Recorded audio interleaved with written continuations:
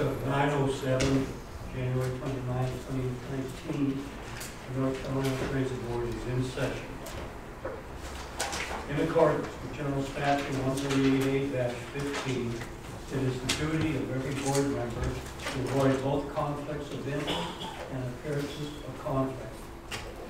Does any board member have a known conflict of interest or appearance of conflict of interest with respect to any matter coming before the board today?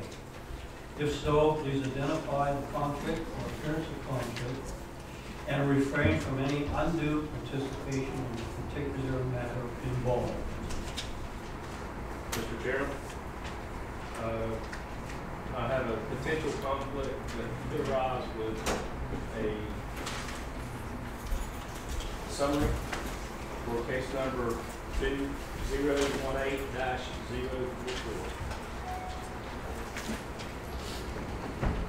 Sorry, what's the number? 20? It's 2018-0044. Okay, thank you.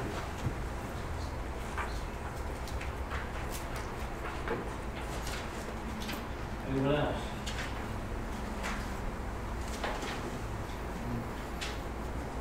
Thank you. We have the approval of the agenda. So moved. Mr. Chairman, anywhere taken as determined by the chairman. Do we have a second? Second. The motion is approved. The approval of last month's, the last minutes. So moved. Is there any question regarding the minutes? If not, they are approved. All in favor say aye. Aye. Opposed? Approved. And just for the record, can we get a vote on the agenda? You didn't I'm mention. sorry, I didn't ask for that, did I? On the approval of the agenda, all in favor say aye. Aye. Opposed? Approved. Next item on the agenda will be the recognition of Roberta Lett, our former attorney. That way.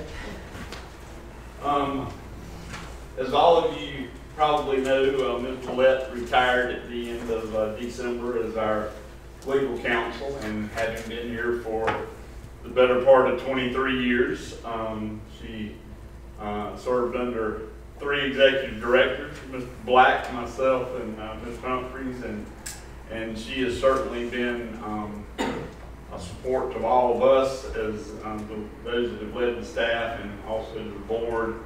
And I'm sure, as many of you know, has been a lifeline on the end of the phone to many appraisers calling in and asking a lot of questions. And so we're sad to see her go and not be here. We appreciate her giving us some training wheels for the first few months to come in and go over things, and she'll actually even talk a little bit about the legislation today, because those are things she's been deeply involved in. But we do have and Mr. McGill is going to make a little presentation to her. Before I sit down, though, I do want to recognize our new legal counsel, Ms. Panico.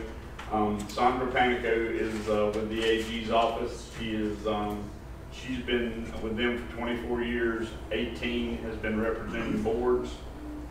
She's getting up to speed quickly on the appraisal side, but she is certainly doing well. She's been here about 4 weeks, so we will be getting out her contact information. We certainly want all of you to meet her, but I'm going to, Mr. McGill has a little presentation for Roberta, so I'll ask that she come up. And here we go.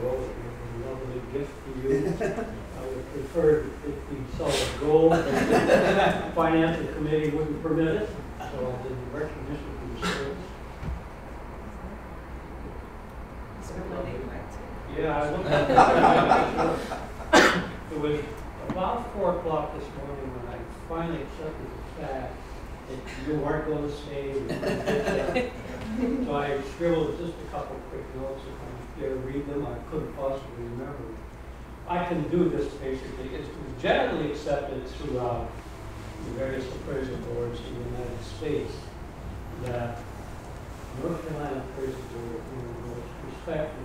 The staff and the board are the most respected in the nation. Certainly one of the finest. This is due in no small part to your contributions as our attorney for the last 20 years. The staff and the board has had to make some tough decisions the last couple of years, I would say that. And certainly Roberta has had our backs and kept us from derailing ourselves. I can only wish that you could offer us another 20 years of service, of your unique talent and service to the special state, or state that we are in. And I will say this, you are greatly loved and will be sorely missed here. Thank you for your service. Here, here.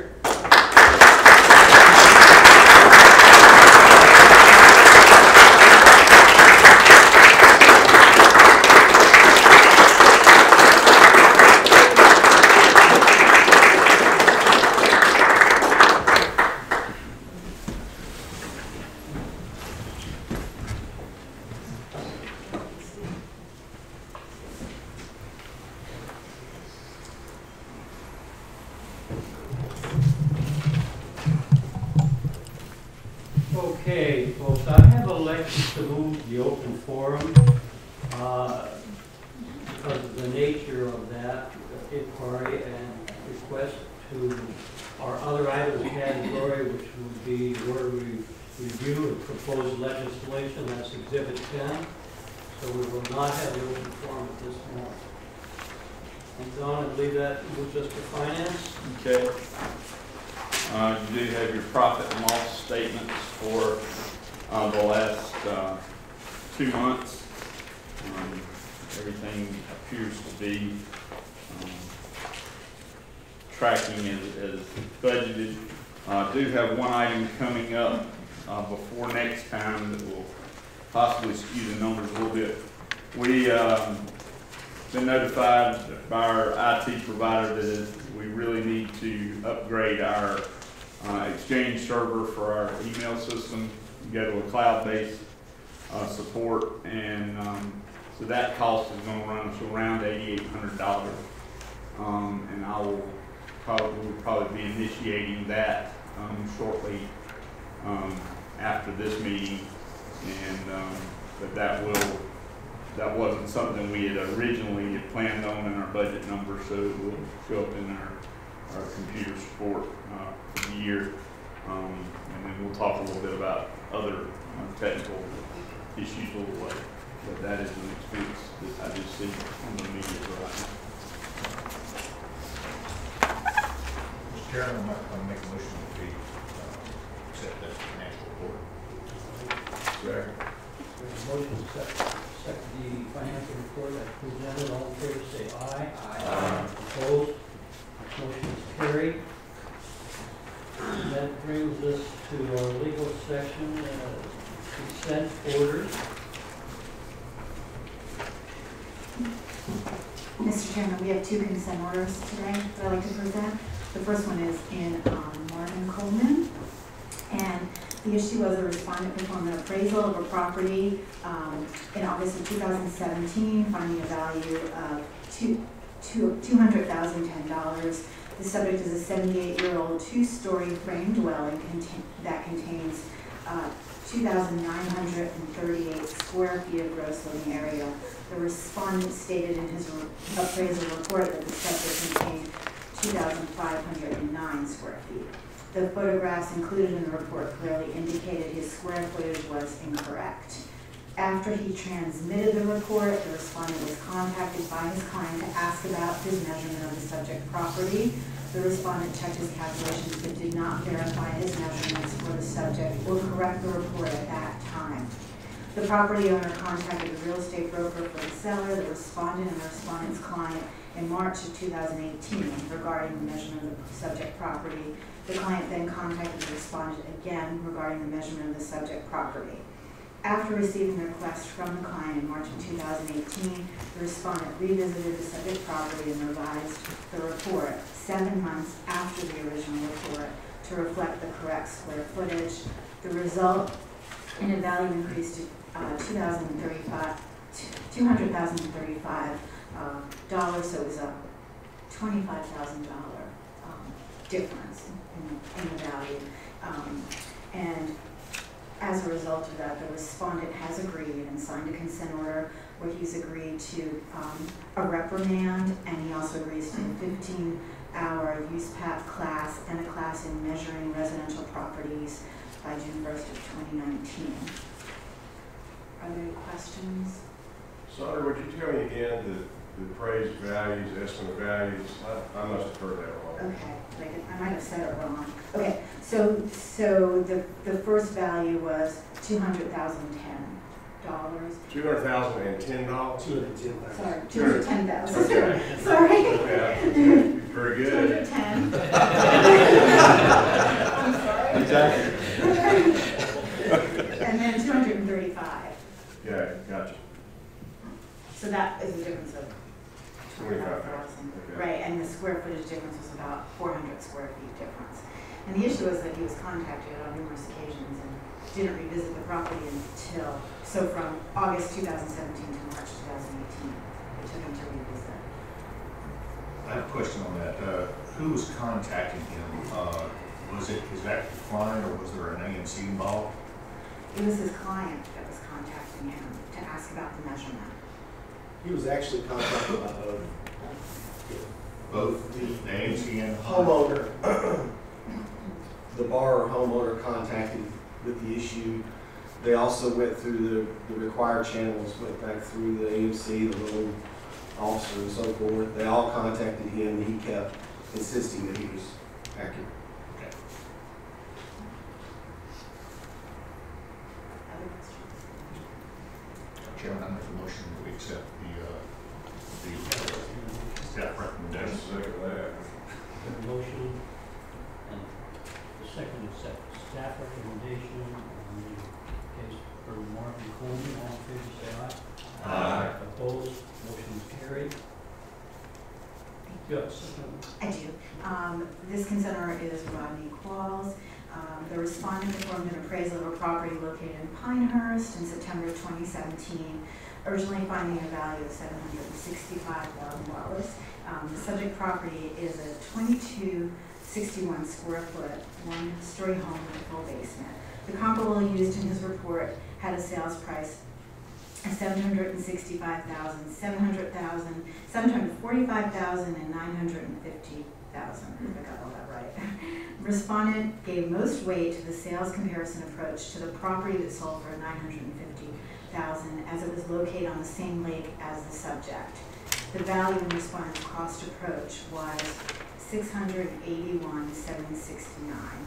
The respondent issued a revised appraisal report which kept the value of $765,000, $100,000. He intended to change the value to $790,000. The value in his cost approach in the revised report remained the same. The revised report contained the same signature date as the original report. Both reports stated that he viewed the comparable sales from the street when he did not do so. The respondent failed to reconcile his approaches to value in both reports. He did not maintain a copy of the original appraisal report in the work file for the assignment. The respondent has agreed and assigned a consent order in which he agreed to a reprimand and also to complete 15 hours in a USPAP class by June 1st of 2019. Any questions? Is there a course that we know of that deals with reconciliation, cost approach versus sales comparison approach, and so on? I mean, there is a pre-licensing course in the cost approach, but I don't know that there are a lot of 7-hour ones, but I could certainly look if you wanted something in the cost approach. Mel, you're right there. Do you have anything like that? We have an online offering. So if I just have trouble with that, I mean, the use tax certainly is important, I agree with that. But, I agree. I was thinking on this, part of this question, that he's done the cost approach, but he didn't change it, and it's coming in at this lower number. Do we know if he did a land analysis and a site analysis on this particular project? His work file didn't show that he did one. Okay, so he reported in cost approach also that he didn't do a land analysis. I'm like Mr. Gore over here because what it appears to be is he's ignoring the cost approach that he has developed. Because, I mean, the whole basis of the appraisal process is since he's ignoring that, it's coming in at a lower value. And, I mean, the basis for our system is that the value can't exceed the cost approach. Yes. Sometimes on water-related properties, waterfront properties in a high appreciation market, you do see that sometimes, but his was from 600 and some thousand to 900. That's clearly wrong. That's where I was coming in on the land value, because if you'd done the land value analysis, that would have shown that the cost approach would have been higher than in the other approaches to value. Well, I think he's something that cost approach. Yeah, I agree with that. I'm not sure what that would be. That's my suggestion.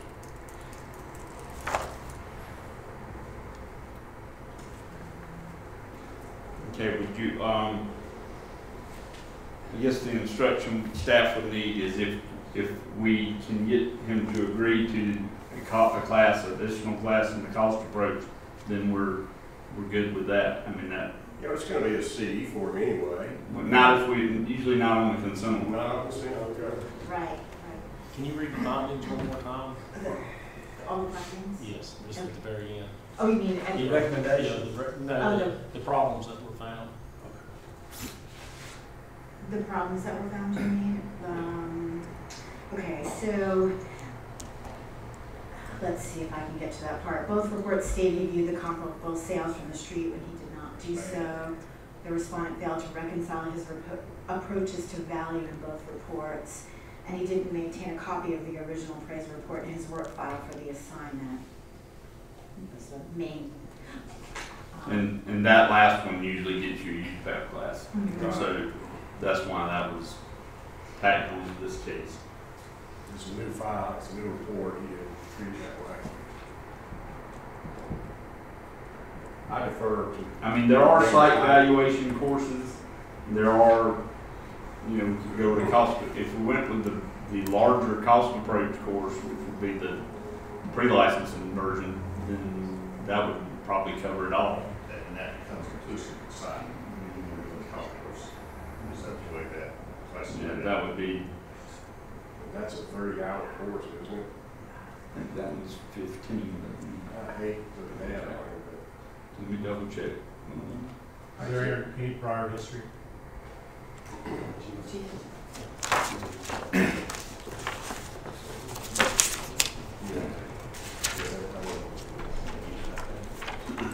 That was his first, actually, that was 30 minutes straight.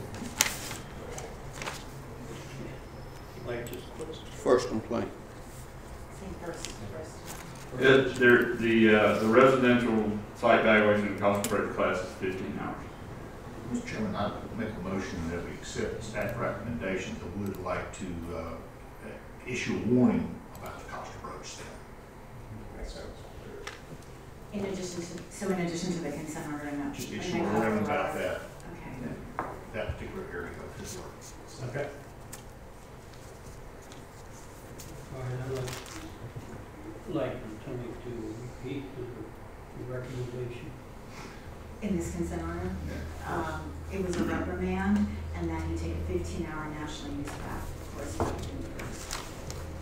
Okay, we're gonna do that plus a warning on cost approach. And All that right, wouldn't so be yeah. action, that would just be in like a cover letter with this, okay? I'm agreeable with that. Okay. Yes. Okay, so we have a motion, we have a second. We have a second motion, a second, accept the staff recommendation, 15-hour course and a warning on the cost approach. All in favor say aye. Aye. Opposed? Motion is carried for Mr. Cordes. Thank you.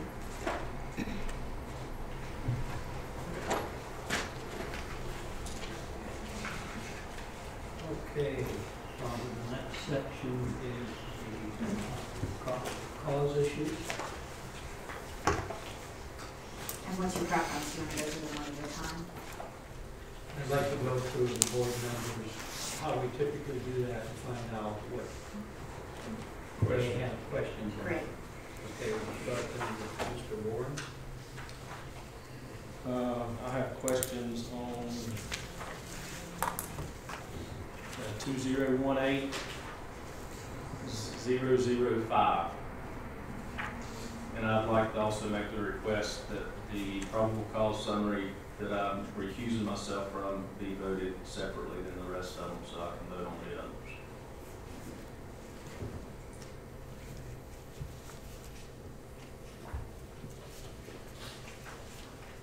And Mr. Taylor?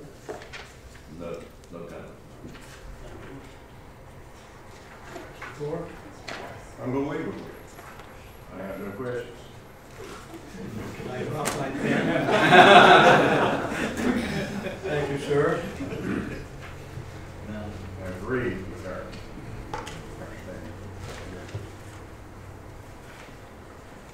Mr. Metzl? I have general questions on cases 003, 005, 008. Is that it? Ms. Brennan? And Ms. Scott? No. Mr. Chair, I make a motion that we dispense with the other cases to allow Mr. Warren to vote on everything except case 004. We dispense with staff's recommendation. Sorry. We have a motion and second. Or 0044. With the exception of On page 0044. All in favor say aye. Aye. Opposed, motion's carried. How do we treat, Just now you need to vote, if nobody had a question on 44, we need to vote on that one. and I don't see a question on that, so we'll need to vote on that. Make a motion to accept staff recommendation on case 018, 0044. Second. We have a motion to accept staff recommendation on case number 2018-0044. All in favor say aye. Aye. Opposed, motion is carried. Thank you for the assistance. All right, I think we can start with Mr. Benson. That would be ENC section 2018-003, sir. Page 20. Yes, general question is going to be about all three of them, all right? Since you're presented in this fashion, first of all, we want to ask the question, were any of these affiliated with any cases that we have already heard? Yes. Okay. There was a,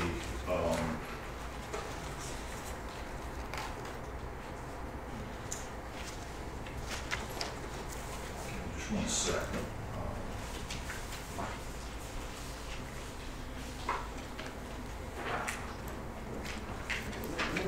I believe it was in the case 008, and you can correct me if I'm wrong, but in part of the synopsis, or the summary that was put together, it indicated that there were, paraphrase, a fair amount, a fair number. It didn't give us a accurate count of how many findings of late payments. And so is that information available at this time? Yes. Okay. Could You you are- repeat that number, please? You want the number, Yes. the total number? Well, let me just say, the issue, and I did this investigation, so I'm familiar with, as the report indicated, there was an issue with the way that they were tracking this information. They were pulling it from several different systems. Mhm. The number, and when I looked at this data, I had to go back to them several times because I could never get a clear number. But I will tell you, it was a significant number. I'm not really sure what the exact number is. I don't know that they're sure what the exact number is. but it was significant. Tom, to be clear, these complaints are all against one AMC? No, Yeah. no. 3 different AMCs? Yes. Right. Okay. 3 different parties. And this one is not This the is one not that's anything connected to what you were asking connected about. All right. This is the first time this entity's ever come before us. So basically, as I understand that particular case, and we've got an issue of them breaking the statute by the actual payment, and then we've got we've got an actual breach here that they're not keeping the reports as reflected. And that They're will not be part paying of, that will be part of whatever resolution there is. In other words, that, but yeah, there's a deeper dive into that issue. The fines. Yeah. Okay, gotcha. Gotcha. Thank you. So as it stands, we will have 3 separate hearings for 3 different Well, agencies. consent orders. Or consent orders. Okay. Are you finished with these? On those, yes, sir. Yes, sir. Thank you. Okay, and then I believe that Mr. Warren had a question on 005. Yeah, 005, I just wondered, What page, Mr. Michael? this is page 22. Okay. They had ever been disciplined before, or before the board before? No, they have not. That's the only question I have.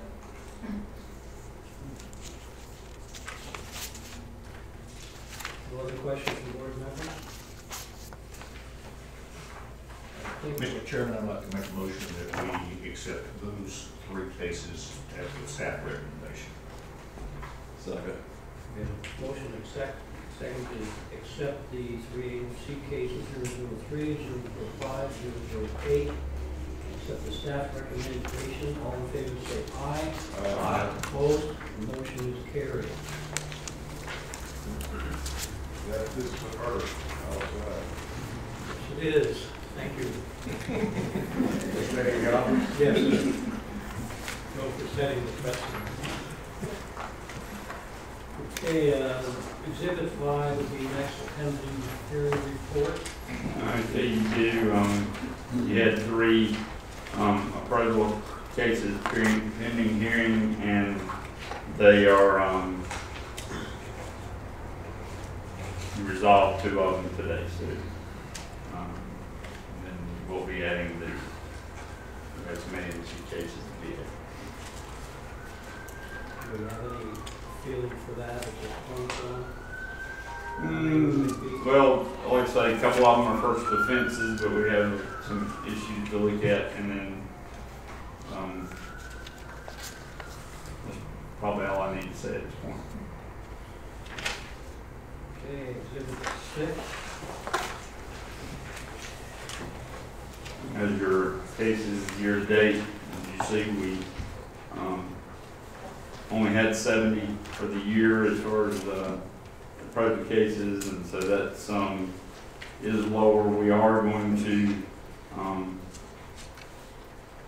it's not uncommon to kind of stay low the first kind of few months of the year, but we are going to repurpose our investigative staff to doing some audits and evaluating. One thing we are considering, but that would be brought to you probably in a later meeting, is the idea of doing, most of you have gone to Arrow, have heard the idea of offering trainees the ability to have their log evaluated earlier in the process. And since we now probably have some staff time that would help do that, we might purpose that, because we can't keep making adjustments to personnel with the ebb and the flow of the caseload every few months. So I think we will look at that. I'm trying to figure out exactly how it would work. Most states do it on a voluntary basis. The person, what I'm trying to get at, some of them give you kind of, if you participate, a get out of jail free card. If you bring it forward and then we find something wrong, it's just a little bit troubling exactly how do you do that if you find something really bad. And so we're looking into that. But that could be something that we'll look at going forward.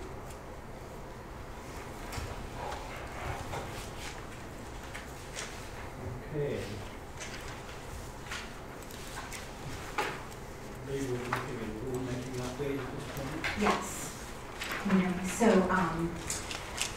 on the rules that you have already approved, the comment period ends on March 26th at 9 a.m. And at that time, you'll hold a public hearing, and the final vote to amend or reject the rules will take place at the next board meeting on March 26th. At this point, there have been no comments submitted. And like I said, the comment period ends at 9 a.m. on March 26th. And if there are any comments, written comments submitted, they'll be provided to all of you to review before you vote on March 26th. Questions?